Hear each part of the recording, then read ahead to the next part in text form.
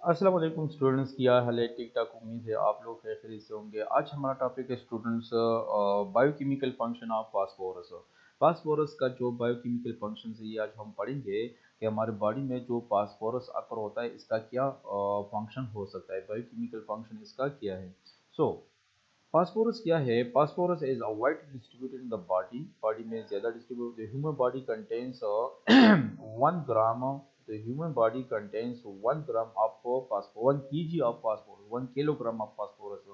Human body जो के हैं इसमें जो के है 1 kg फास्फोरस अकर होता है।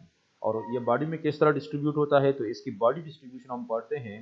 About 80% of phosphorus is found in bones and teeth. यानी 80% जो फास्फोरस है ये बोन और टीथ में पाया जाता है इन कॉम्बिनेशन विद कैल्शियम, लेकिन कैल्शियम के साथ कॉम्बिनेशन फॉर्म में होगा।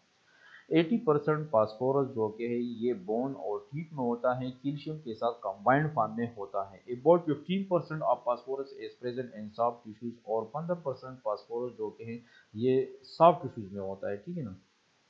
लेकिन सॉफ्ट टिश्यूज में इसकी जो अक्रेंस है वो किस तरह होती है और बोन में ये किस तरह अकर होता है। यानी आप नेक्स्ट क्वेश्चन ये है कि बोन में इसकी अक्रेंस किस तरह होती है और सॉफ्ट टिश्यूज में इसकी अक्रेंस किस तरह होती है, ठीक है ना। तो पहले सॉफ्ट टिश्यूज में पढ़ते हैं। And the soft tissues most phosphate is organic. यानी सॉफ्ट टिश्यूज में जो कि है ये ऑर्गेनिक फॉर्म में होता है। सॉफ्ट टिश्यूज में ये ऑर्गेनिक फॉर्म में होता है सॉफ्ट टिश्यूज में। So as a component of phospholipids, यानी फास्फोलिपिड की शक्ल में, फास्फोप्रोटीन की शक्ल में, न्यूक्लिक एसिड की शक्ल में, न्यूक्लियोप्रोटीन की शक्ल में, यानी एन फॉर्म्स में जो कि है इन ऑर्गेनिक फॉर्म में ये फास्फोरस जो कि है ये सॉफ्ट टिश्यूज में आकर होता है। सो बोन्स में पढ़ते हैं, बोन में किस तरह होता है। अच्छा, 1% जो फास्फोरस है it is found an extra cellular fluid, extra cellular fluid में होता है। And the extra cellular fluid phosphorus is present in the inorganic form. और एक्स्ट्रा सेलुलर फ्लूइड में जो कि है ये जो कि है फास्फोरस जो कि है ये इनऑर्गेनिक फॉर्म में होता है, इनऑर्गेनिक फॉर्म में होता है। About 5 kg of phosphorus in brain and 2 gram, 5 gram brain में होता है और 2 ग्राम जो कि ये ब्लड में पाया जाता है फास्फोरस।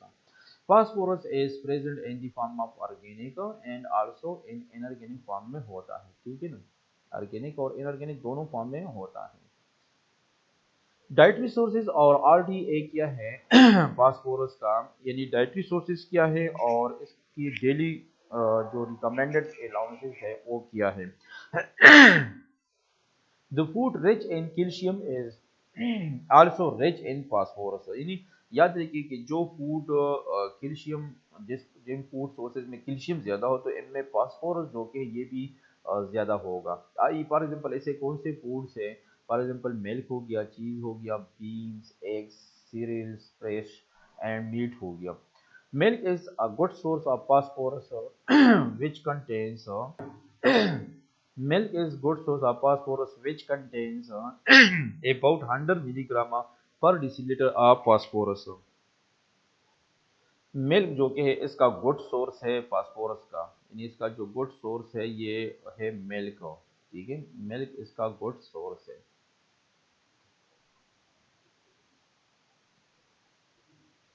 फास्फोरस का। और इसमें तकरीबन 100 मिलीग्राम पर डिसीलीटर फास्फोरस होता है मिल्क में। The daily requirement of phosphorus is about 800 milligram पर डिसीलीटर। इसका जो डेली रिक्वायरमेंट है फास्फोरस का वो कितना है? 800 मिलीग्राम पर decilitre. During pregnancy and lactation, लेकिन प्रेगनेंसी और लैक्टेशन पीरियड में फिर थोड़ा ज़्यादा लेना चाहिए, यानी 1200 मिलीग्राम पर डे ये लेना चाहिए। फास्फोरस डेली रिक्वायरमेंट क्या है? 800 मिलीग्राम पर डिसीलीटर। लेकिन प्रेगनेंसी और लैक्टेशन पीरियड में फिर इसकी रिक्वायरमेंट ज़्यादा हो जाती है, ठीक है ना। यानी 800 से फिर ये कितना हो जाता है? 1200 मिलीग्राम पर डे इसको लेना चाहिए। अब बायोकेमिकल फंक्शंस की तरफ आते हैं। फास्फोरस की जो बायोकेमिकल फंक्शंस है, phosphorus is essential for formation of bones and teeth, यानी बोन्स और टीथ के लिए ये एसेंशियल होते हैं। Inorganic phosphate is constituent of hydroxypeptide in bone, यानी बोन में, इन्हीं से पहले हमने जिक्र किया था, ठीक है, कि मोस्टली जो कि सॉफ्ट टिश्यूज में ऑर्गेनिक फॉर्म में होता है, फास्फोलिपिड्स, फास्फोप्रोटीन्स वगैरह इन फॉर्म में होता है।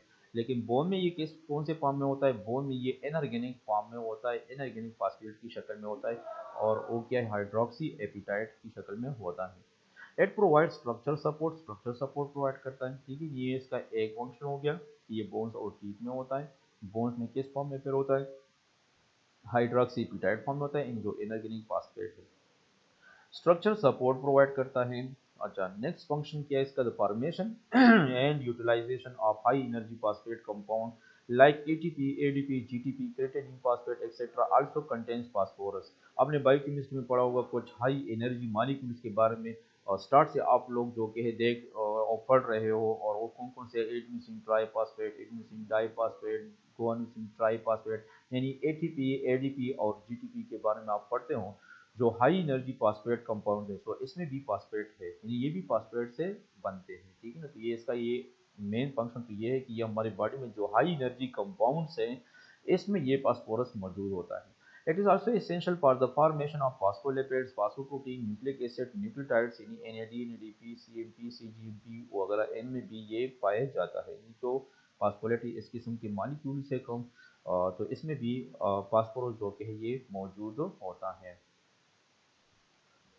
Phosphate present in nucleotides, some of which function as coenzyme PLP, TPP, NADP and flavin coenzyme। यानी बहुत सारे फास्फेट जो न्यूक्लियोटाइड्स में मौजूद होते हैं, तो इनमें बहुत सारे इस तरह जो कोएंजाइम के तौर पर काम करते हैं। इसके कुछ एग्जांपल्स है, for example PLP, TPP, NADP and flavin जो कोएंजाइम्स है इनमें पाए जाते हैं। न्यूक्लियोटाइड या कोएंजाइम्स में ये पाए जाते हैं। Phosphorus also found in coenzymes. Next function क्या है, several enzymes and proteins are activated by phosphorylation, यानी फास्फोरिलेशन एंड डीफास्फोरिलेशन। हमारे बॉडी में बहुत ज़्यादा एंजाइम्स इस तरह है, एंजाइम्स या प्रोटीन जो है ये इस तरह है, जो फास्फोरस की वजह से ये एक्टिवेट और डीएक्टिवेट हो जाते हैं। यानी अगर इसके साथ फास्फोरस ऐड किया जाए, यानी इसकी फास्फोरिलेशन हो जाए, तो फिर ये एक्टिव हो जाते हैं और अपना फंक्शन जो कि है, अपना एक्टिविटी जो कि वो शो करता है। या अगर इससे फास्फोरस को रिमूव किया जाए, यानी डीफास्फोरिलेशन अगर हो जाए, तो फिर वो अपना फंक्शन जो कि है वो छोड़ देता है। तो एंजाइम्स की एक्टिवेशन और डीएक्टिवेशन के लिए फास्फोरस जो कि है इसका बहुत बड़ा किरदार है। नेक्स्ट फंक्शन क्या है, mixture of HPO4 and H2PO4 constitutes the phosphate buffer. यानी इन दोनों की जो कॉम्बिनेशन है, तो ये एक बफर क्रिएट करता है जिसको कहते हैं फास्फेट बफर, जिसको कहते हैं फास्फेट बफर। और इस फास्फेट बफर का क्या फंक्शन है, which plays a role in maintaining the pH of body fluid. ये फास्फेट बफर जो कि है ये जो बॉडी फ्लूइड है इसका पीएच जो कि है, इसका पीएच जो कि है ये मेंटेन करता है। नेक्स्ट फंक्शन क्या है, formation of phosphate ester such as glucose 6 phosphate. यानी फॉस्फेट ईस्टर जो कि है इसका फॉर्मेशन अकर होता है, और फॉर एग्जांपल ग्लूकोज 6 फॉस्फेट की जो फॉर्मेशन अकर होती है ड्यूरिंग ग्लाइकोलाइसिस, ये नेक्स्ट सेमेस्टर में आप लोग पढ़ेंगे। जब ग्लूकोज से ग्लूकोज 6 फॉस्फेट बनता है, पहला स्टेप है ग्लाइकोलाइसिस का, ठीक है। तो ये भी फास्फोरस की मौजूदगी या फास्फोरस की वजह से बनती है, ठीक है। तो ये इसके कुछ फंक्शंस हो गए फास्फोरस के। बहुत ज़्यादा इंपॉर्टेंट फंक्शंस है फास्फोरस के हमारी बॉडी में। अच्छा, इसकी अब एब्जॉर्प्शन और रेगुलेशन की तरफ आते हैं। फास्फोरस की एब्जॉर्प्शन और रेगुलेशन की तरफ, about 90% of dietary phosphorus is absorbed. यानी 90% जो हम डाइट में फास्फोरस लेते हैं तो इसकी एब्जॉर्प्शन होती है। 90% की एब्जॉर्प्शन होती है, 10% ये एब्जॉर्ब नहीं होता है, ठीक है। Phosphorus absorption from small intestine, और इसकी एब्जॉर्प्शन कहाँ पर होती है, तो स्मॉल इंटेस्टाइन में होती है। The absorption is stimulated by both parathormone and calcitriol. यानी इसकी एब्जॉर्प्शन कौन स्टिमुलेट करता है, तो ये दो किस्म के हार्मोन्स है जो फास्फोरस की एब्जॉर्प्शन जो कि स्टिमुलेट करता है। एक पैराथर्मोन, पैराथायराइड हार्मोन्स, और दूसरा कैल्सिट्रियोल। ये दो हार्मोन्स है जो फास्फोरस की जो एब्जॉर्प्शन है ये स्टिमुलेट करता है। The calcium-phosphorus ratio and diet affects the absorption and excretion of phosphorus। और जो कैल्शियम फास्फोरस रेशो है, तो ये इसकी एब्जॉर्प्शन और एक्सक्रीशन दोनों जो कि है इफेक्ट करता है, ठीक है। फास्फोरस का जो एब्जॉर्प्शन है और एक्सक्रीशन है दोनों इफेक्ट करता है। Regulation of calcium and phosphorus is under the similar control. और ये दोनों सिमिलर कंट्रोल के अंडर काम करते हैं। इसका जो इन दोनों का जो रेगुलेशन है ये एक ही कंट्रोल के अंडर होता है। ये एक कंट्रोल मैकेनिज्म है, दोनों के लिए जो कंट्रोल मैकेनिज्म है वो सेम है। कैल्शियम और फास्फोरस का जो रेगुलेशन है यानी इसका जो कंट्रोल मैकेनिज्म ये सेम है, और वो कौन सा है, by under the same control mechanism bye kidney, यानी किडनी जो है, यानी दोनों को किडनी जो कि है कंट्रोल करता है। With respect to parathormone and कैल्सिट्रायोल, लेकिन किडनी को कौन स्टिमुलेट या एक्टिवेट करता है, वो है पैराथर्मोन एंड कैल्सिट्रायोल, यानी इन दोनों हार्मोन्स की वजह से किडनी जो के हैं, किडनी को मैसेज मिल जाता है और किडनी जो के है इन दोनों यानी कैल्शियम और फास्फोरस की रेगुलेशन काज करता है। ठीक है, ये इसका एब्जॉर्प्शन हो गया और रेगुलेशन हो गया। अब पैराथर्मोन इंक्रीज, अब पैराथर्मोन किस तरह जो कि इसको रेगुलेट करता है, तो पैराथर्मोन जो पैराथायराइड हार्मोन है पीटीएच जिसको कहते हैं, it increases calcium and phosphate release from the bone and decrease loss of calcium and increase loss of phosphate in urine। अब ये किस तरह काम करता है, अब यहाँ पर थोड़ा आप लोग और से देखें। पीटीएच जो कि ये इंक्रीज करता है कैल्शियम और फास्फेट का जो रिलीज है, इन दोनों का जो रिलीज है कैल्शियम और फास्फेट का फ्रॉम दी बोन, यानी बोन से। ठीक है, इन दोनों की जो रिलीज है ये इंक्रीज करता है and decrease loss of calcium, लेकिन जो कैल्शियम का लॉस है ये डिक्रीज करता है, कैल्शियम का लॉस डिक्रीज करता है, लेकिन फास्फेट का जो लॉस है ये इंक्रीज करता है। अब देखो, बोन से दोनों जो कि रिलीज हो गए, कैल्शियम भी और फास्फेट भी, ठीक है ना, दोनों रिलीज हो गए। ठीक है, लेकिन जो कैल्शियम का लॉस है यूरिन के थ्रू इसको कम करता है, डिक्रीज लॉस ऑफ कैल्शियम, लेकिन फास्फोरस का जो लॉस है यूरिन के थ्रू इसको इंक्रीज करता है। देखो लास्ट सेंटेंस आप देखो, decrease loss of calcium, calcium का लॉस जो कि ये डिक्रीज करता है and increase loss of phosphate, और फास्फेट का जो लॉस है ये इंक्रीज करता है। यानी अगर हम फास्फोरस के बारे में हम पढ़े तो पैराथर्मोन जो कि है this hormone increase the loss of phosphate in urine. Excretion की तरफ आते हैं सो 500 mg of phosphate is excreted through urine per day, यानी पर डे यूरिन में हमारी बॉडी से 500 मिलीग्राम फास्फेट जो कि है ये एक्सक्रीट होता है। Phosphate excretion is employed by many factor, और इससे बहुत सारे फैक्टर्स है जो इसकी एक्सक्रीशन को इन्फ्लुएंस करता है, इंक्लूडिंग ऐसे कौन से, मसल मास है, रीनल फंक्शन हो गया, एज हो गया, ये भी एक ऐसा फैक्टर है जो फास्फेट की एक्सक्रीशन को इन्फ्लुएंस कर सकता है। Renal threshold for phosphorus is 2 milligram per deciliter.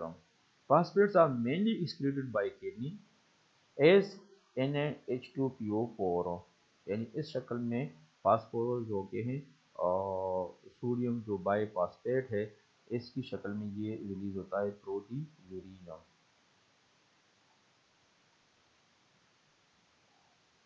About 90% of phosphate filter at the glomerulus is reabsorbed by the tubules. 90% जो फास्फेट है ये ग्लोमेरुलस से जो फिल्टर हो जाता है 90%, तो इन ग्लोमेरुलस से जो फास्फेट फिल्टर होता है इसका 90% जो कि ये वापस ट्यूब्यूल्स में रीअब्जॉर्ब होता है, जो रीनल ट्यूब्यूल्स है इसमें इसकी दोबारा रीअब्जॉर्प्शन अकर होती है। Parathormone decrease the reabsorption of phosphorus, ये जो हार्मोन है ये इसकी रीअब्जॉर्प्शन को, फास्फोरस की रीअब्जॉर्प्शन को डिक्रीज करता है। ये पहले भी हमने कहा था कि ये इसकी एक्सक्रीशन को इंक्रीज करता है, तो जाहिर बात है रीअब्जॉर्प्शन को क्या करेगा, डिक्रीज करेगा।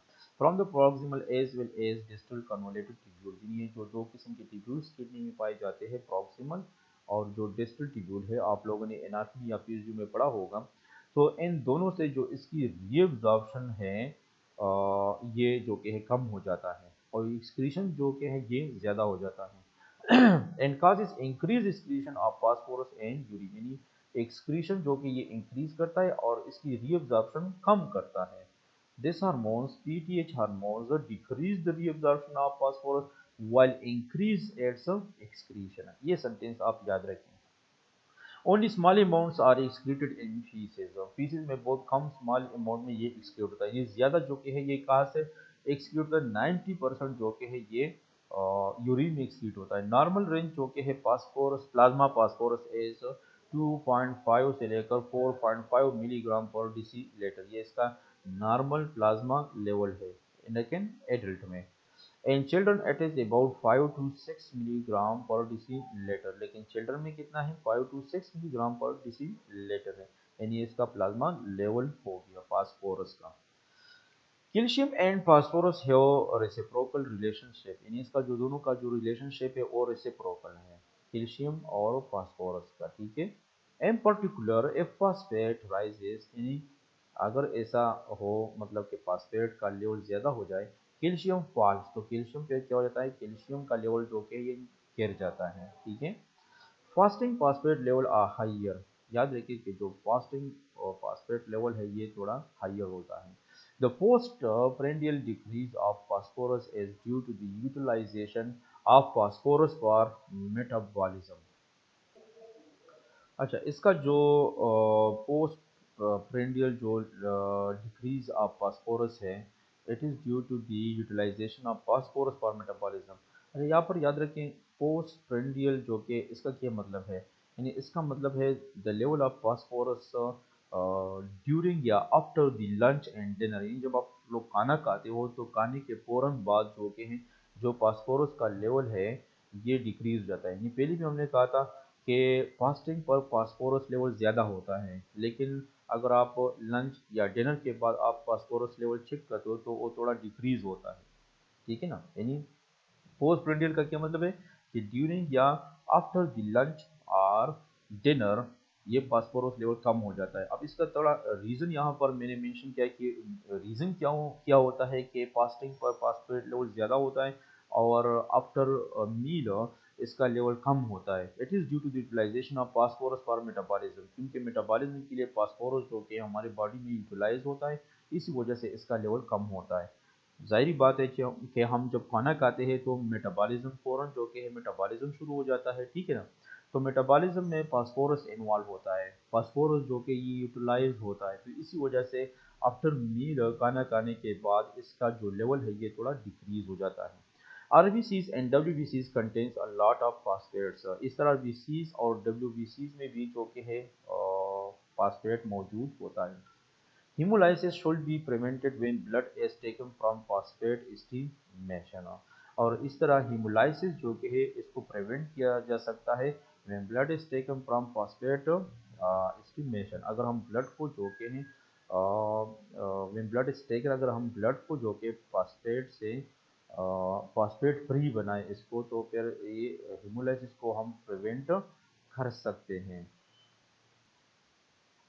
सो थैंक यू स्टूडेंट्स, ये आप लोगों का हो गया फास्फोरस, फास्फोरस का डिस्ट्रीब्यूशन, एक्सक्रीशन, एब्जॉर्प्शन, रेगुलेशन, इसका बायोकेमिकल फंक्शन, डाइटरी सोर्सेज और आरडीए हो गया, ठीक है ना। तो ये बायोकेमिकल फंक्शन हमने फास्फोरस का जो कि है डिस्कस किया। सो इसके साथ ही आपके जो मिनरल्स का जो चैप्टर था वो ख़त्म हो गया, इसमें हमने 9 मिनरल्स किए, ठीक है ना। इंशाल्लाह इसके बाद हम वाइटामिन थोड़ा हम पढ़ेंगे, वाइटामिन को डिस्कस करेंगे। So thank you students, thank you so much.